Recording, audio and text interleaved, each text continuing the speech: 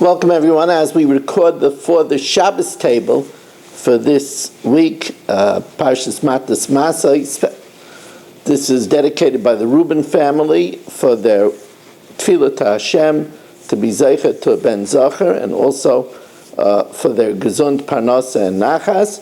I'd also like to learn Leila Nishmas, my father, about Tzvi ben Rameir, Holocaust survivor, and then his life was taken by Hashem through pancreatic cancer, lo yaleinu. His yahrzeit is Gimel Av, so this is the Shabbos where I daven Musaf and have in mind the last Shabbos of his Neshama Yisera.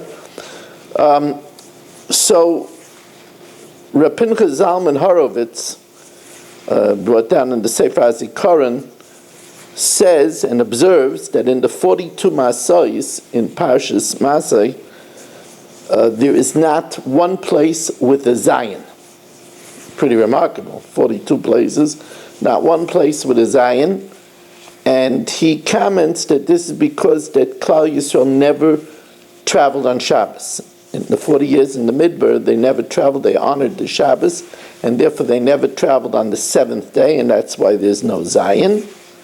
And then he says another reason is because they didn't travel with Klei Zion. They had complete trust in the Rebbeinu Shalom, in the protection of Hashem's Anani HaKavod, and nobody wore a sword, nobody carried, although they of course were around all over the place, very dangerous Goyim, they never were armed. Even though it says, V'chamushim alu b'nei Yisrael me'eretz Mitzrayim, that we came out from Mitzrayim armed, that's only that later on we would use it with Sicha and Anoig, and even though things came down with the mun, cosmetics and food, but weapons would never come down from Shemayim, because Shemayim is a place of peace. Oisa Shalom b'mraymav.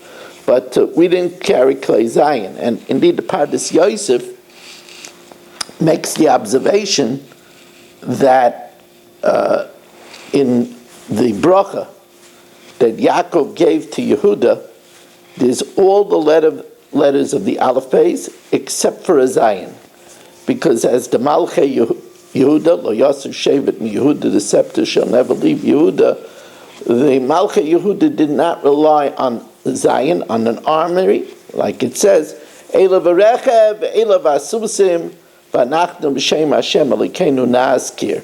We go with Hashem Elokeinu. We don't rely on chariots and horses.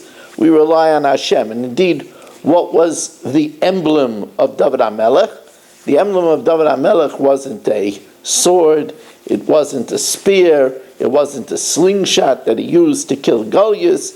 The emblem of David HaMelech was the six-sided star of King David. Why six-sided? Because Echad L'Malav, Echad L'Mata, and the Daled Ruchos. The trust that we put is in Hashem, and that's why in the name Yehuda is embedded all the letters of Yud Kei Vav Kei, because the Melech Yisrael went with Hashem, and as we know, it says, Ein umnosoin shel elu, our craft is befeh, right? Akil kol Yaakov v'yadayim yidei Esav. Our strength is in tefillah, our strength is in Torah, our strength is not with an army. And that's why, although Prime Minister Netanyahu did give a wonderful speech to the Congress, to the Senate, and was greeted with a lot of applause, and said a lot of important things about what the horrific things that are going on in college campuses, and that when they say from the river to the sea, most don't know which river it is and which sea it is, and we're not colonialists, we're in a land where Avram, Yitzchak, and Yaakov prayed, and the Nevi'im prophesied, and Shlomo and David were kings. He said important things, but he talked about the might of the Israeli army and the weaponry, and we'll never let things happen again. And the truth of the matter is that it's Iker Chosim in our Sefer. Because as a Jewish leader, we should know that we put our trust in Hashem. And that's what we're confident, that Hine lo yonam v'lo yishon shomer Yisrael. He neither sleeps nor slumbers, the guardian of Israel. And like we say, Esa'inai Elohorim, me'ayin yovo Yezri. Where is my help going to come? Ezri me'im Hashem. It depends on our tefillas. It depends on our learning. It depends on our chesed. Another thought that I had why there was no Zion in the Massais is because the Zion represents Teva, right? We know that the 7 days of creation represents Teva, and that's why, Hanukkah is 8 days, because it's L'malam in Teva. Right? 8 represents L'malam in Teva. And that's why there was no Zion, because there was nothing natural about our traveling in the desert. We traveled with a mobile rock, right? The Be'er Shel Miriam was a mobile rock which gave water to 3 million people for 40 years. I mean, more water than Niagara Falls came from a rock. I mean, it says, Mun came down from Shemayim, and we didn't have to go to the bathroom.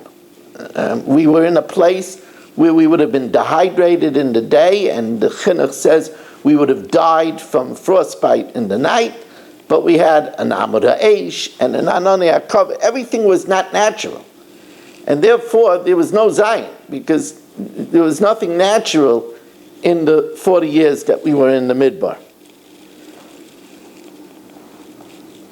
You should know that, if you remember, I told you that the Torah, it says the Torah was written Eish Chayra al Eish Levana. Black fire on white fire. And the black fire is the letters, and the white fire is the blank parchment. And the question is, what do you learn out from the blank parchment? You learn out many things from what is not written. So here was an example. Look how much we learn out because it doesn't have a Zion. The same thing we said, that when Yaakov looked at the Shvatim, he saw that in none of the names of the Shvatim were a ches, and in none of the names was a test. So Bikesh Yaakov Liglois Esakates, he wanted to reveal the end of time. He saw there was no sin. But then he looked, and none of the names of the Shvatim was a kuf, and none of the names of the Shvatim was a tzaddik. And that's why he didn't reveal the kates, which is all the more remarkable, because 3 of these 4 letters are in one name, Yitzchak. A test, there's no test in all of the Shvatim, in all of the Avos, and as a matter of fact, in all of the Imais, there's no test. And the only time that we have a test, because we need a test, the Urim V'Tumim from the Choshen has to flash out. So if it wanted to flash out the word Toiv, how could it flash it out if there's no test? So the Mamlei says that on the Choshen was also Shiftei Yeshurun.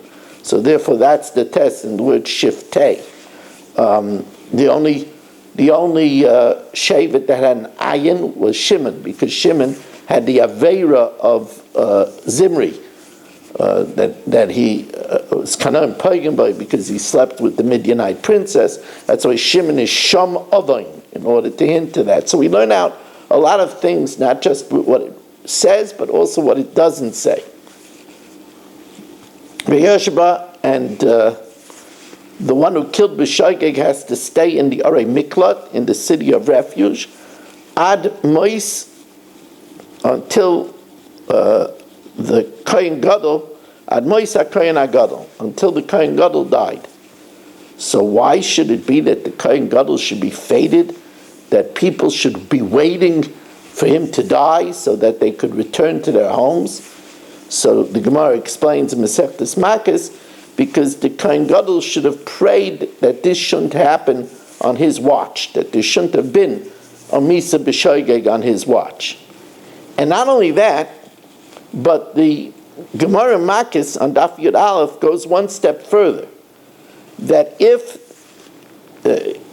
Eidim come and say that he killed somebody, that Chatzkel killed somebody b'shoigeg, and then before his court case, the Kohen Gadol dies. Then they appoint another Kohen Gadol, and then they issue a verdict that he has to go to the Orei Mikveh. So the Gemara says he stays in the Orei Mikveh until the second Kohen Gadol dies. So the Gemara asks, but why? He didn't die on that. He didn't kill somebody b'shoigeg on this second Kohen Gadol's watch. So the Gemara says an incredible thing.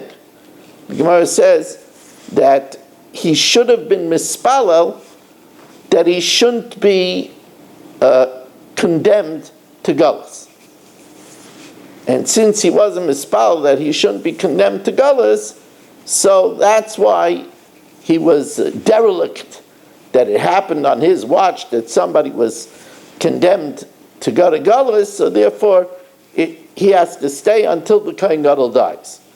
Now, obviously this is quite remarkable. I mean, if the person is guilty and he killed someone b'shoigeg, what could he be mispal? That there should be, a wrong psak? What could have the Kohen Gadol been mispal? So there's a Sefer Tshuva Me'ava.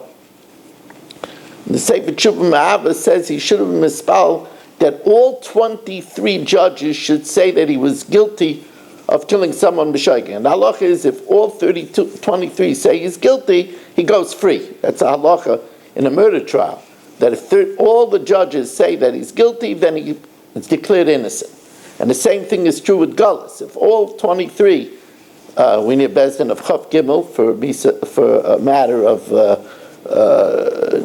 killing, and if all 23 say he has to go to galus, so then he's exonerated. So he should have been mispal that all 23 should say he's guilty. But as the Oyel Aryeh, as Rav Leibel Katz asked, if somebody thinks he's innocent, the Kohen Gadol should pray that he should think that he's guilty. And it's very strange. So it is difficult. But what over here is a remarkable thing is the achrayus, the responsibility that falls on Gedolei Yisrael. Imagine, the Gedolei Yisrael should pray that nobody should be killed b'shoigeg on his watch. But not only that, a person who is being judged for killing someone b'shoigeg, he should be exonerated. That's how wide is the scope of what's expected from Gedolei Yisrael. I remember that on Erev Yom Kippur, when we went to Mincha, I used to carry a big sheet which Rav Moshe had on it a lot of names, and it was broken up into categories for Shidduchin, for Refuah Shalema, for Chasuchei Vanim. It was broken up into a lot of categories. The power of a Gadol b'Yisrael, and we know this. We know because when Moshe Rabbeinu sent the Meraglim to spy on the land, he said to them, "See hayesh ba eitz," and Rashi says, "See if there's a Gadol who will protect them with his chusim." This is referring to Eiv. See if Eiv is still alive. Now imagine, this is a corrupt society, so corrupt with avodah zarah, so mushkis with arayas, immorality, and all kinds of depravity, that the halach is lo yisachaya kol neshama. You can't keep anybody alive, because to keep them alive, they could corrupt others. And yet, if there'd be one tzaddik like Eiv, he would protect the entire generation. It's amazing the power of one gadol. And actually, we see that by the Dor HaMabel. We see that by Mr. Shelach.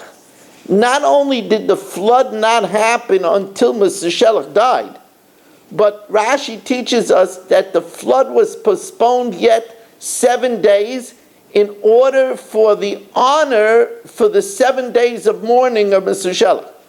Imagine, so here you're talking about a generation that had no merit, that was wiped off the face of the map, even to 3 tefachim of the earth had to be wiped away, because it was all a product of hashchasa, of chamas.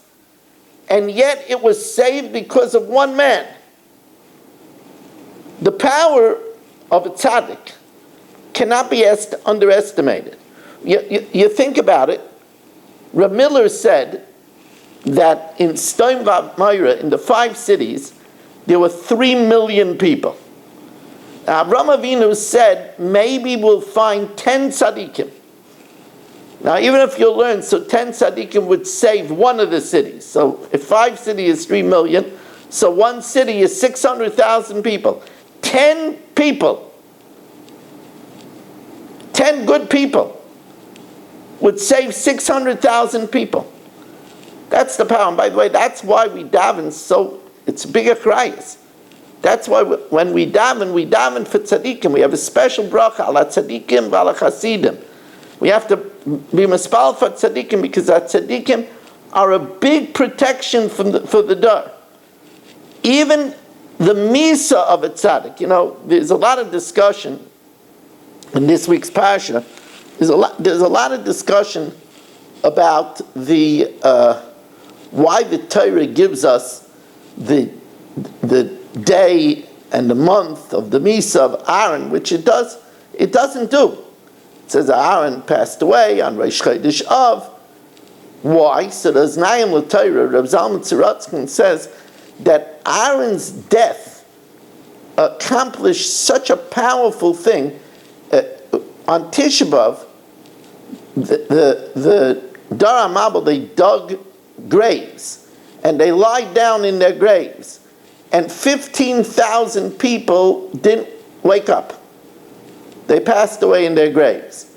And they dug these graves the year after Aaron passed away, and nobody died. It was a great miracle. And that is the kapara, says the Oznaim L'Torah, of the misas of a tzaddik. It says, Gedayla tzaddikim b'misas an yosim b'chayayim. Their power in death is even more than their life. People go now to the tzion of the Rimnitzer Rebbe, and there's a whole hotline of all the nisim that come from the tefillas by the Rimnitzer Rebbe's kever. The power of a tzaddik, we should not underestimate. That's why the Kohen Gadol was expected to be mispal that nobody should die b'shaygeg on his watch. And not only that, but even if somebody is in court, he should be exonerated. Now, of course, we have to know that this is not only a tzaddik. We have to know that we have a responsibility in our own way to daven this way as well. And we should constantly be widening our circles. First of all, a husband should always daven for his wife. A wife should always daven for her husband. Otherwise, that's a dereliction of the loyalty of V'hayu l'basar echad. In Atochainin, you should pray that your wife, your husband, should always have good cognition, shouldn't start forgetting things, their mind should always work. You should daven in Sim Shalom, in Shalom Rav, that they should have peace of mind. You should, when you daven a man, when he says, Ashkivenu Hashem Elokeinu L'Shalom, should have in mind that there should be peace. Now, we have to keep on widening our scope. Have in mind the children, the grandchildren. First of all, the children shouldn't go off the derech. And grandchildren shouldn't, people say, Baruch Hashem, I didn't have it with my children. You can't rest on your laurels. When I raised my children, it was a much simpler world than my children are raising my grandchildren. I have to be mispal. My grandchildren shouldn't be impacted by what's the craziness of our woke generation. I have to be mispal that the grandchildren should not have disabilities that cause them not to fit into the yeshiva system, and challenge them and make it easy to go off the derech. We have to daven. We have to daven that our children should make good shidduchim, and then should have shalom bayis in their shidduchim. They should have good parnasa. They should be able to have children. They should have healthy children. And then, today's day and age, right now, after assassinations in of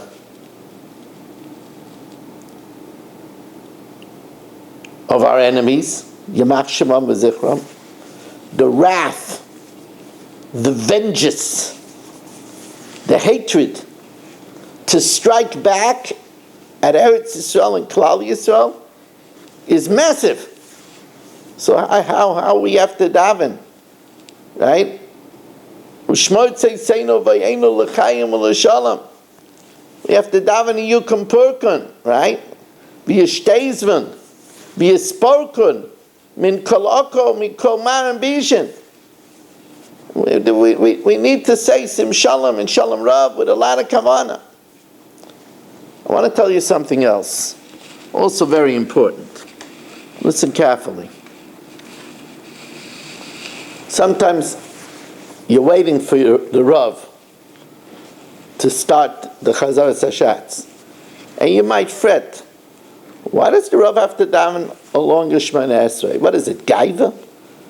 Doesn't he know that it's Tircha de Tzibura? Doesn't he know that people are waiting for him? What is it? It makes his ego feel good? You have to understand that the Rabbi is expected to daven on behalf of his kehillah. It says that ish is nitfas al anshe beisag, a man is held accountable for his household. A Rav is nitfas al anshe irai. And the Rav is aware that this one has shalom bayis problems, and he's aware that this one is really, really suffering and struggling with parnasa, and this one has a wayward child, and the Rav is trying to daven for other people as well. And of course, waiting for the Rav is an important aspect of Kavod HaTorah. There's no question, which Gemara Megillah says that Kavod HaTorah is even bigger than Limud HaTorah. And we know that, just like we know Michlal Lav Atashmei Hein, if there was a Misa of Askra Mipnei Shinloi Nogu Kavod Zelazeh, so imagine the reward of Kavod HaTorah is very great, even standing up for a Talmid Chacham. If they say we're talking about the reward is Yirah Shamayim. So it's a great reward. So Kavod HaTorah is a big thing. But also think to yourself, I'm waiting for the Rav because he's davening for us, for our welfare. Bear that in mind. It's a big responsibility that a Rav has.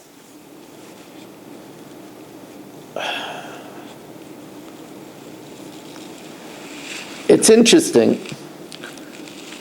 and before I say the next thought, I want to mention that the Daf Yomi these days is very fascinating.